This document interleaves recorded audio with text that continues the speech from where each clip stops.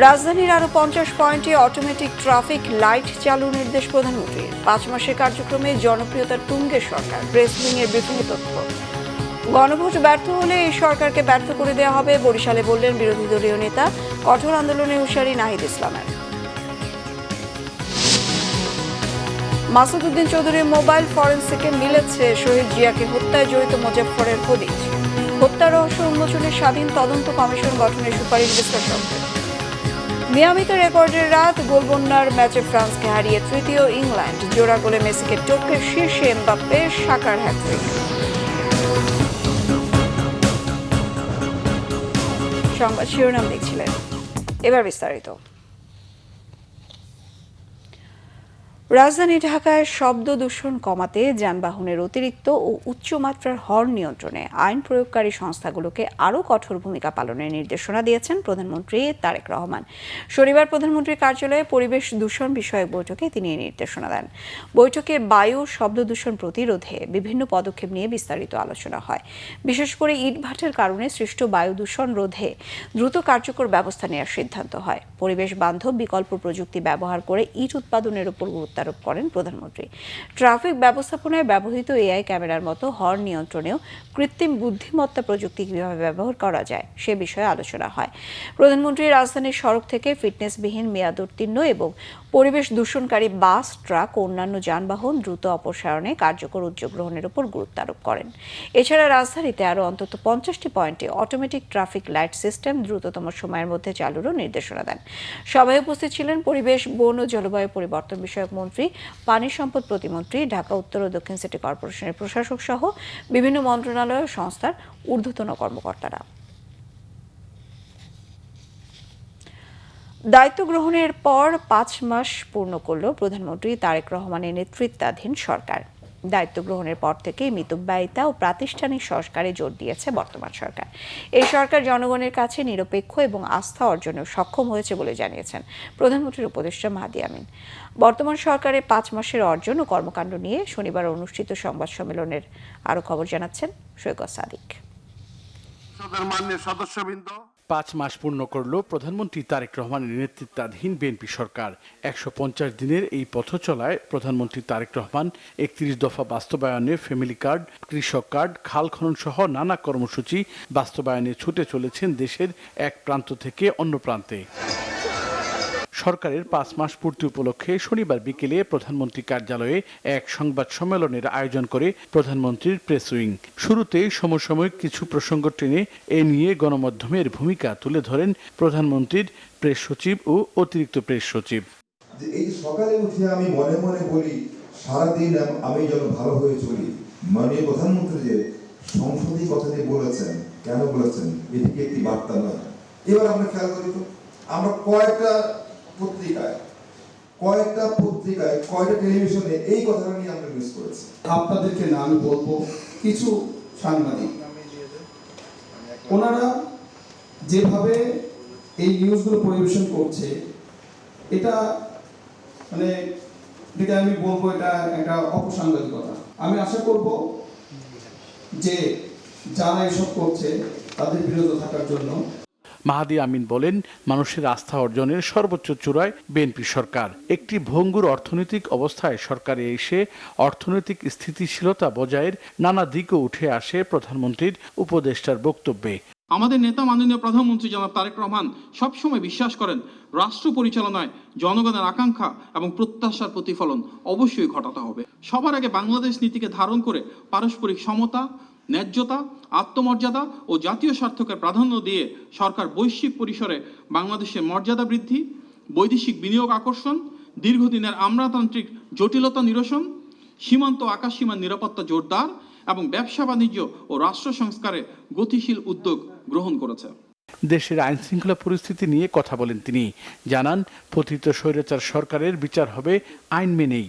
বর্তমান সরকারের সময় আমরা যে জবাবদিহিতা, স্বচ্ছতার কথা বলছি, অবশ্যই বিচার বিভাগ তার মতন করে স্বাধীনভাবে সে হত্যাযজ্ঞ যারা ছিলেন, যারা দণ্ডপ্রাপ্ত আসামি, যারা মানবাধিকার লঙ্ঘনের সাথে জড়িত ছিলেন, তাদের যে প্রাপ্য সাজা সেটিও নিশ্চিত করবে। প্রশ্নের জবাবে তিনি বলেন, সরকারের কোনো মন্ত্রী, প্রতিমন্ত্রী বা যে কেউ কোনো দুর্নীতি বা বিতর্কিত কাজে জড়ালে ব্যবস্থা নেবে সরকার।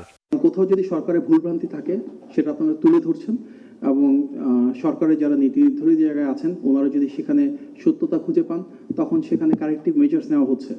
সৈকত সাদিক, বাংলা ভিশন, ঢাকা। স্থানীয় সরকার মন্ত্রী ও বিএনপি মহাসচিব মির্জা ফখরুল ইসলাম আলমগীর বলেছেন, বিএনপি সরকার সবসময় চীনের সাথে বন্ধুত্বপূর্ণ সম্পর্ক দৃঢ় করতে চায়। প্রধানমন্ত্রীর চীন সফর নিয়ে শনিবার রাজধানীর একটি হোটেলে বাংলাদেশ চায়না ফ্রেন্ডশিপ অ্যাসোসিয়েশন আয়োজিত আলোচনা সভায় তিনি আরও বলেন, ভূ রাজনীতি এবং অর্থনৈতিক কারণেই চীনের সাথে বাংলাদেশের ভালো সম্পর্ক প্রয়োজন। প্রধানমন্ত্রীর চীন সফরের পর সেই সম্পর্ক এখন সর্বোচ্চ পর্যায়ে। আলোচনায় তথ্যমন্ত্রী জহিরুদ্দিন স্বপন বলেন, দেশের অর্থনীতি এগিয়ে নিতে সবচেয়ে বড় বন্ধু হতে পারে চীন। বাংলাদেশের রপ্তানি বাড়াতে চীনের আগ্রহকে সাধুবাদ জানিয়ে তথ্যমন্ত্রী বলেন, শুধু ভূ রাজনীতিই নয়, বাংলাদেশের কাছে গুরুত্বপূর্ণ হচ্ছে অর্থনীতি। সভায় ঢাকায় নিযুক্ত চীনের রাষ্ট্রদূত ইয়া ওয়েন জানান, রোহিঙ্গা প্রত্যাবাসনে কাজ করবে তার দেশ।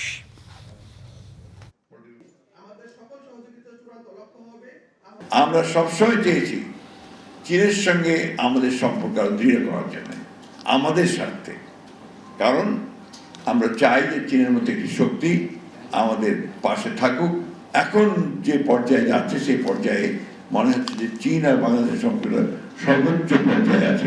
চীনের সঙ্গে বাংলাদেশের সম্পর্ক অবিচ্ছেদ্য সম্পর্ক, এটাকে সহজে কেউ টেনে নিয়ে ছেড়ে ফেলতে পারবে না। ফ্যাসিবাদ যে পথে হেঁটেছে, বর্তমান সরকারও সেই পথে হাঁটছে বলেছেন বিরোধী দলীয় নেতা ও জামায়াতের আমির ডাক্তার শফিকুর রহমান। তিনি বলেন, আওয়ামী লীগ যে ফ্যাসিবাদের জন্ম দিয়েছিল, জাতির সাথে বিশ্বাসঘাতকতা করে তার সবগুলোই বিএনপি রেখে দিয়েছে। বলেন, গণভোট ব্যর্থ হলে এই সরকারকে ব্যর্থ করে দেওয়া হবে। গতকাল বিকেলে বরিশাল নগরের হেমায়েতউদ্দিন ঈদগাহ ময়দানে 11 দলীয় ঐক্য আয়োজিত বরিশাল বিভাগীয় সমাবেশে প্রধান অতিথির বক্তব্যে তিনি কথা বলেন। সরকার যদি গণভোটের রায় মেনে না নেয় তাহলে তাদের ঢাকার মহাসমাবেশের জন্য অপেক্ষা করতে হবে। সংসদের বিরোধী দলীয় নেতা আরও বলেন, 71 থাকবে 71-এর মর্যাদায়, 24 থাকবে 24-এর মর্যাদায়। এই 24 আমরা হারিয়ে যেতে দেব না। 24-এর বীরদের জাতীয় সম্মানে সম্মানিত করতে হবে।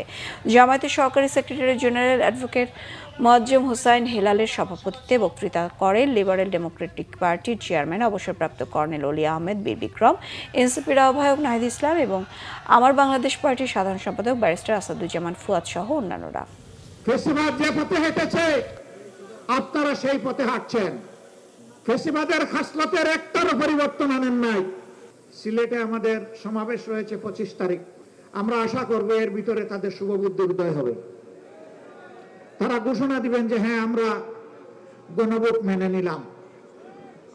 যদি মেনে না নেন তাহলে ঢাকার মহাসমাবেশের জন্য আপনারা প্রস্তুত থাকুন। বিএনপি সরকারকে আমরা বলে দিতে চাই, সংবিধান সংশোধনের নামে এই ধরনের প্রহসন বাংলাদেশের জনগণ মেনে নেবে না। সংবিধান সংস্কার করতে হবে। যদি আপনারা সংস্কারেও রাজি না হন, আমরা নতুন সংবিধানের দাবি উঠাবো, আমরা নতুন গণপরিষদ নির্বাচনের দাবি উঠাবো।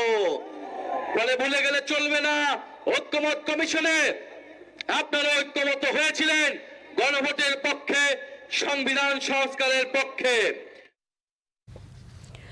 111-এর কুশীলব সেনা কর্মকর্তা মাসুদ উদ্দিন চৌধুরীর মোবাইলের ফরেনসিক করতে গিয়ে মিলেছে শহীদ প্রেসিডেন্ট জিয়াউর রহমান হত্যায় জড়িত মোজাফফরের লুকিয়ে থাকার ক্লু।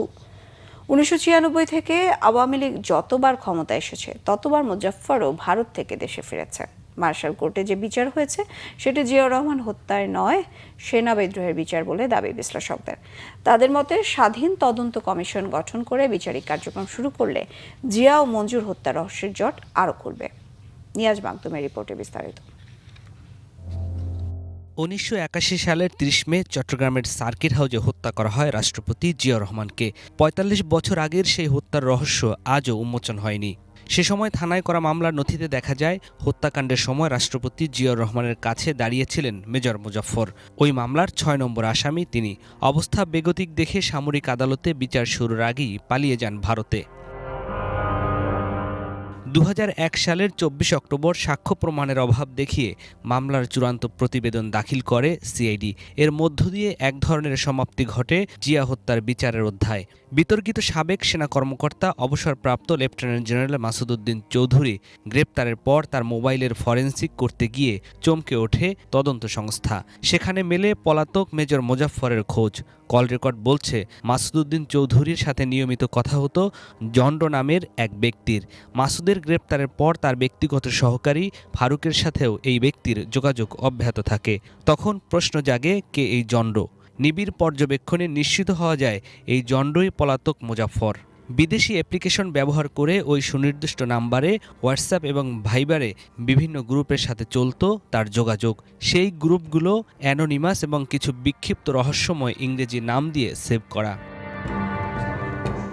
নিরাপত্তা বিশ্লেষকরা বলছেন মাসুদ উদ্দিন চৌধুরী এবং মোজাফফর দুজনেই ছিলেন রক্ষী বাহিনীতে। পরিচয় গোপন করে ভারতীয় নাগরিক হতে কাগজপত্র তৈরি করতে মোজাফফরকে সহযোগিতা করেছে দেশটির প্রভাবশালীরাই। রাষ্ট্রপতিকে হত্যা করে ওই দেশে গিয়ে সাধারণ কারো এরকম একজন অপরাধীর পক্ষে নিজের থেকে আপনার পরিচয়পত্র বা অন্যভাবে এই অন্য কাগজপত্র জোগাড় করা, পাসপোর্ট জোগাড় করা সম্ভব না সরকারি পর্যায়ে সহায়তা না থাকলে। সে দেশের গোয়েন্দা সংস্থার ছত্রছায়াতেই উনি ছিলেন। এই ভদ্রলোক নিঃসন্দেহে ভারতে ছিলেন, বিভিন্ন নামে ভারতে ছিলেন। আমাদের সমস্যা হলো ভারত, আর কেউ না ভাই। উনি কী কাজে আইছেন, কেন এই মুহূর্তে আইছেন জানা দরকার আছে। নথি পর্যালোচনায় দেখা যায় 5 আগস্টের পর ভিপিএন ব্যবহার করে ছদ্মনামে কথা বললেও শেখ হাসিনার আমলে উন্মুক্ত ফোনেই মোজাফফরের সাথে যোগাযোগ ছিল মাসুদ উদ্দিন চৌধুরীর। এই নিরাপত্তা বিশ্লেষক জানান, প্রেসিডেন্ট জিয়াউর রহমানের হত্যার কোনো বিচার হয়নি, হয়েছে সেনা বিদ্রোহের বিচার। ওটা ছিল বিদ্রোহের বিচার, ওটা কিন্তু হত্যা মামলা তার নামে দায়ের করা হয়নি। এই কারণেই ওটা সামরিক আদালতে বিচার হয়। জিয়া হত্যাকাণ্ড ও মামলার নথি নষ্টের অভিযোগ রয়েছে, মৃত্যু হয়েছে সাক্ষীদের অনেকের। তাহলে কিভাবে এগোবে ৪৫ বছর আগের হত্যার বিচার? একটা হত্যা মামলা দায়ের করা হয়, তাহলে এটাকে বৃহত্তর পরিবেশে আপনার একটা স্বাধীন তদন্ত কমিশন গঠন করতে পারেন। এখন ডিফেন্ডিং অফিসার যারা ছিলেন, যারা তখন চট্টগ্রামে ছিলেন, বিভিন্ন পদে ধরেন কমান্ডিং অফিসার ছিলেন, ঢাকায় সেনা সদর দপ্তরে ছিলেন, তারা তো এখনো বেঁচে আছেন। তারা কিন্তু ঘটনাগুলো জানেন, তথ্য দিতে পারবেন। এখন যেহেতু গ্রেপ্তার হয়েছে, তদন্ত দরকার। ওই ঘোদামিল তদন্ত আমরা চাই না। কেন শহীদকে মারা হয়েছে, কারা কারা জড়িত, আর নতুন নাম আসবে, তাদেরও বিচার করতে হবে। মেজর মোজাফফর নাম পরিচয় পাল্টেছেন, দেশ বদলিয়েছেন, সময়ে সময়ে অবস্থানও বদল করেছেন, বদলাতে পারেননি জন্মগত একটি চিহ্ন, নাকের নিচে থাকা একটি তিল। অভিযানে এই তিলই শেষ পর্যন্ত ভেঙে দেয় ৪৫ বছরের পলাতক জীবনের সব গোপনীয়তা ও নিরাপত্তা। নিয়াজ মাখদুম, বাংলা ভিশন, ঢাকা। মিয়ামিতে রেকর্ডময় রাত। গোলবন্যার ম্যাচে ফ্রান্সকে পেছনে ফেলে তৃতীয় ইংল্যান্ড। 10 গোলের ম্যাচে লা ব্লুজদের 6-4 গোলে হারিয়েছে থ্রি লায়ন্সরা। ম্যাচে জোড়া গোল করেছেন কিলিয়ান এমবাপ্পে। এই আসরে তার 10ম গোল করে গোল্ডেন বুটের লড়াইয়ে 2 গোলে পেছনে ফেলেছেন লিওনেল মেসিকে। সব আসর মিলিয়ে 22 গোল করে এখানেও সবার উপরে এমবাপ্পে। ম্যাচের হ্যাট্রিক পেয়েছেন সাকা। মনির হোসেন খানের ডেস্ক রিপোর্ট। শিরোপা মিশনে এসে কেউ তৃতীয় হতে চায় না, এমন ম্যাচে না থাকে চাওয়া পাওয়া, না থাকে উদ্যম। ইংল্যান্ড ফ্রান্স লড়াইয়ে একমাত্র আকর্ষণ কিলিয়ান এমবাপ্পে। গোল্ডেন বুটের লড়াই তার লিওনেল মেসির সাথে। ম্যাচে ইংল্যান্ড যতটা স্বতঃস্ফূর্ত ততটাই হতোদ্যম ফ্রান্স। সময় গড়িয়েছে মাত্র 3য় মিনিট, রাইসের বুলেট শটে পরাস্ত লা ব্লুজ গোলরক্ষক। প্রথম হাইড্রেশন ব্রেকের আগে লিড ডাবল। 2 বার এগিয়ে যাওয়ার সুযোগ এসেছে, একবার অফসাইডে গোল বাতিল। 20 মিনিটে কর্নার থেকে পাওয়া বলে মাথা ছোঁয়ালেন এসডি কোনসা। ফরাসি গোলরক্ষক হতভম্ব, দেখলেন তাকিয়ে তাকিয়ে। 36 মিনিটে আবারও কাউন্টার অ্যাটাক। বেশ কয়েকবার প্রচেষ্টার পর স্কোর শিটে নাম ওঠে সাকার। এবারের আসরের 300তম গোল। এই প্রথম বিশ্বকাপ দেখল গোলের ট্রিপল সেঞ্চুরি। প্রথমার্ধের যোগ করার সময়ে আবারও সাকার লক্ষ্যভেদ। ততক্ষণে হিসেব চলছে ফ্রান্সের জালে কয় গোল দেবে ইংল্যান্ড। ব্রাজিলের বিপক্ষে জার্মানির 7 গোলের রেকর্ড বুঝি ভাঙে এবার। কিন্তু না, ফ্রান্স ম্যাচটা শুরু করেছে এমবাপ্পের গোলের আশায়, দ্বিতীয়ার্ধে নেমেছে গোলের নেশায়। একসঙ্গে ঝাঁপিয়ে পড়লেন দেমবেলে এমবাপ্পে। ম্যাচের মাত্র 48 মিনিট এমবাপ্পে পেলেন কাঙ্ক্ষিত জালের ঠিকানা, পেছনে ফেললেন মেসিকে। ছয় মিনিটের ব্যবধান, এবার এমবাপ্পের রক্ষণভেদী পাস, বারকোলার গোলে পাগলপাড়া, ম্যাচে ফিরল প্রাণ। এমবাপ্পের ঝলকের তখনও কিছু বাকি, একের পর এক আক্রমণ ফরাসিদের, ভঙ্গুর প্রায় ইংলিশ দুর্গ। 12 মিনিট পর আবারও তোপ এমবাপ্পের, বিশ্বকাপে এলো তার 10ম গোল। 1970-এর গার্ড মুলারের পর দ্বিতীয় ফুটবলার যিনি ভাঙলেন 10 গোলের ব্যারিয়ার।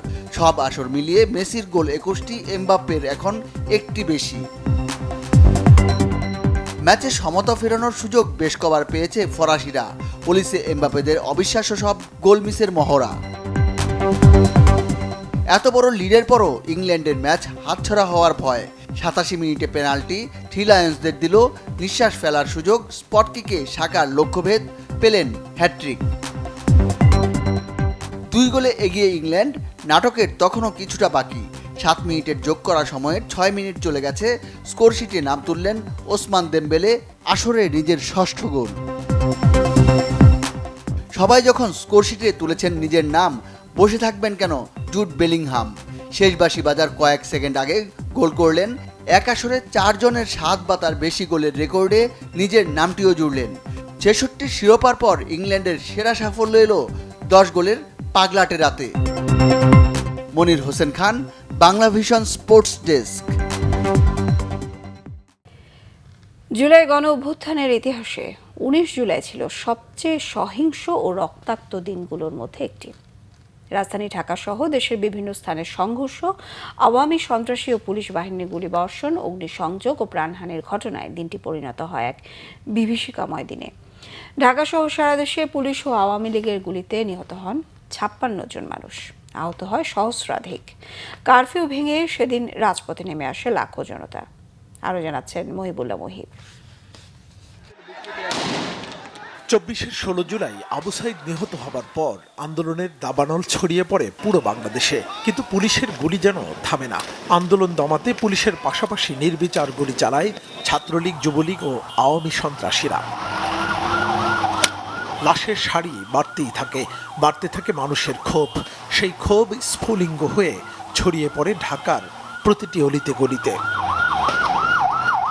24-এর 19 জুলাই দিনটি ছিল শুক্রবার।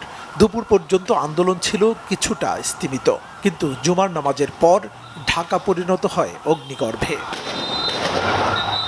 তবে আওয়ামী লীগের ঔদ্ধত্য আর অহমিকা কমেনি একটুও। আওয়ামী লীগ সাধারণ সম্পাদক ওবায়দুল কাদের ঘোষণা দেন, শেখ হাসিনা লড়তে লড়তে মরে যাবেন, তবুও মাথা নত করবেন না।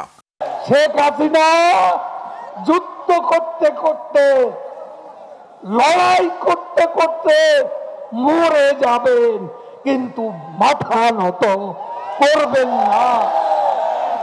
শেখ হাসিনা কোনোদিনও পালিয়ে যাবেন না। আন্দোলনে শিক্ষার্থী মারা গেলে দায় নেবে না সরকার। একদিকে ফ্যাসিস্ট আওয়ামী লীগের এমন ঘোষণা, অন্যদিকে কারফিউ। সব কিছুকে উপেক্ষা করে যেন লিথাল উইপনের সামনে বুক চিতিয়ে দেয় মুক্তিকামী জনতা। বাড়তে থাকে মৃত্যুর মিছিল। Rampura TV centre, Bashundhara gate, Mohakhali, Jatrabari, Mohammadpur এবং মিরপুর কার্যত পরিণত হয় রণক্ষেত্রে। ভয়াল সেই দিনের কথা উঠে আসে অভ্যুত্থানের অন্যতম নায়ক আবিদুল ইসলাম খানের কণ্ঠে। 19 তারিখ শুক্রবার আমার কনফিডেন্স ছিল অবশ্যই বসুন্ধরা গেট একটা আন্দোলনের স্পট, এই এরিয়াতে অবশ্যই এখানে ছেলেমেয়েরা জড়ো হবে। তা আমি সকাল 9টা সাড়ে 9টার মধ্যেই বসুন্ধরার ওইদিকে চলে যাই। গিয়ে একটা পরিচিত অফিস আছে, ওইখানে বসেছিলাম, অবজারভেশন করতেছিলাম, যোগাযোগ মেনটেন করার চেষ্টা করতেছিলাম। জুমা পর্যন্ত তেমন উপস্থিতি ছিল না, তো বিশ্বাস ছিল জুমার নামাজের পরেই যে উপস্থিতিটা হবে। পরে নামাজ পড়ে বসুন্ধরা গেটের দিকে গিয়ে দাঁড়ালাম। অন্তত 10,000 15,000-এর এক বিশাল মিছিল বসুন্ধরা গেট থেকে, বসুন্ধরা ভিতর থেকে বেরিয়ে গেট পর্যন্ত আসা শুরু করলো। এক ঐতিহাসিক মুহূর্ত। এসে কারফিউ ভঙ্গ করে স্লোগান তুলল, প্রতিবাদ জানালো। এরপরে হেলিকপ্টার থেকে ব্যাপক হামলা হলো সেদিন। শুধু ঢাকায় নয়, 19 জুলাই সহিংসতা ছড়িয়ে পড়ে ঢাকার বাইরেও। বিভিন্ন মহাসড়ক বন্ধ করে আন্দোলন করতে থাকে ছাত্র জনতা। পুলিশের নির্বিচার গুলিবর্ষণের প্রতিবাদে বিভিন্ন থানায় হামলা চালায় বিক্ষুব্ধ জনতা। এখন আমার মনে পড়ে সারি সারি লাশের মতো ছেলে মেয়ে পড়েছিল ওই জায়গাটার মধ্যে বসুন্ধরা গেটে, প্রায় এদেরকে উদ্ধার করে করে বিভিন্ন হসপিটালাইজড করা হয়েছে। এভাবে প্রতিদিন আপনার হচ্ছে যে 19, 20, 21, 22 তারিখ পর্যন্ত, 23 তারিখ পর্যন্ত প্রতিদিন, ওই দিন 19 তারিখ যখন আন্দোলন জামায়াত হয়ে গেছে ওইখান থেকে আমরা প্রতিদিন সন্ধ্যায় ঘোষণা আসতো যে আগামীকাল এতটা আবার আমরা এখানে একত্রিত হব। 18 জুলাই জনতার ক্ষোভের আগুনে পুড়ে যাওয়া রাষ্ট্রীয় টেলিভিশন বিটিভি পরিদর্শন করে আন্দোলন দমনের হুঁশিয়ারি দেন বিজিবির মহাপরিচালক মেজর জেনারেল আশরাফুজ্জামান সিদ্দিকী। সরকারের এসব গুরুত্বপূর্ণ স্থাপনা যারা ধ্বংস করার যেই অভিপ্রায় করছে তা সফল হবে না, এবং সেক্ষেত্রে আমাদের স্বরাষ্ট্রমন্ত্রী মহোদয়ও বলেছেন যে এক্ষেত্রে সর্বোচ্চ আইনের প্রয়োগ করা হবে। জনতার বিরুদ্ধে রাষ্ট্রযন্ত্রকে ব্যবহার করার নগ্ন উদাহরণ ছিল বিভিন্ন বাহিনীর হুঁশিয়ারি। মুহিবুল্লাহ মুহিব, বাংলা ভিশন, ঢাকা। আন্তর্জাতিক প্রসঙ্গ। ইরানের হামলায় জর্ডানে 2 মার্কিন সেনা নিহতের জবাবে ইরানে আরও শক্তিশালী হামলা শুরু করেছে যুক্তরাষ্ট্র। এতে হরমুজগান প্রদেশে 3 জন নিহত হয়েছে, আহত হয়েছে আরও 8 জন। পাল্টা জবাবে মধ্যপ্রাচ্যে থাকা মার্কিন স্থাপনাগুলোতে হামলা চালিয়ে যাচ্ছে ইরান। যুক্তরাষ্ট্র ইরানের মধ্যে নতুন করে পাল্টাপাল্টি হামলা শুরুর 7ম দিনে জর্ডানে থাকা মার্কিন বিমান ঘাঁটিতে হামলা চালায় তেহরান। এতে 2 মার্কিন সেনা নিহতের পাশাপাশি গুরুতর আহত হয় অন্তত 4 জন। হামলার পর এখনও নিখোঁজ আরও 1 জন। সেনাদের মৃত্যুর প্রতিশোধ নিতে শনিবার রাতভর দক্ষিণ, মধ্য ও দক্ষিণ পশ্চিম ইরানে বিধ্বংসী হামলা চালিয়েছে মার্কিন সেনাবাহিনী। কেশম দ্বীপের বিভিন্ন এলাকায় অন্তত 6টি মার্কিন মিসাইল আঘাত হানার খবর জানিয়েছে ইরানের সংবাদ সংস্থা তাসনিম নিউজ। প্রতিনিয়ত হামলার মাত্রা বাড়ানোয় যুক্তরাষ্ট্রের বিরুদ্ধে বারবার সমঝোতা স্মারক লঙ্ঘনের অভিযোগ তুলেছেন ইরানের সর্বোচ্চ নেতা মোস্তফা খামেনি। মার্কিন হামলা আরও কয়েকদিন অব্যাহত থাকলে পূর্ণাঙ্গ যুদ্ধ শুরুর হুঁশিয়ারি দিয়েছেন সর্বোচ্চ নেতার প্রধান উপদেষ্টা মহসেন রেজাই। সমঝোতা স্মারকে মার্কিন প্রেসিডেন্টের সই মূল্যহীন ও অকার্যকর বলেও মন্তব্য তার। সবশেষ মার্কিন হামলার নিন্দা জানিয়েছেন পররাষ্ট্রমন্ত্রী আব্বাস আরাকচি ও পররাষ্ট্র মন্ত্রণালয়ের মুখপাত্র ইসমাইল বাঘাই। আর মার্কিন হামলার পাল্টা জবাবে মধ্যপ্রাচ্যের মার্কিন ঘাঁটিগুলোতে একের পর এক আঘাত হানছে ইরানের বিপ্লবী গার্ড বাহিনী IRGC। এতে ক্ষতিগ্রস্ত হয়েছে কুয়েতের রাষ্ট্রীয় তেল শোধনাগারের প্রধান একটি স্থাপনা। সংবাদ শেষ করব শিরোনামগুলো আরও একবার জানিয়ে।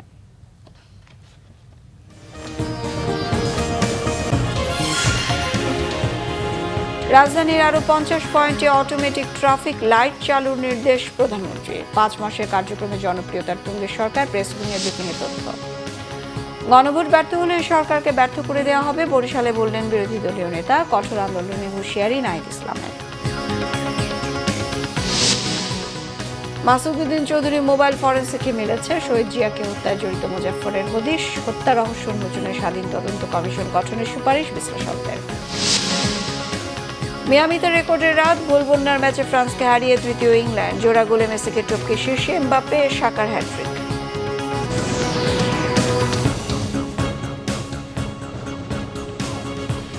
এই ছিল এখনকার মতো। পরের সংবাদ সকাল 10টায়, 9টায় থাকছে নিউজ টপ 10 দেখার আমন্ত্রণ রইল। এছাড়া বাংলা ভিশন সংবাদ ও সংবাদ সংশ্লিষ্ট অনুষ্ঠান দেখতে ভিজিট করুন www.bbnews24.com ও facebook.com/banglavishnnews। সাবস্ক্রাইব করুন youtube.com/banglavishnnews। সঙ্গে থাকায় ধন্যবাদ সবাইকে।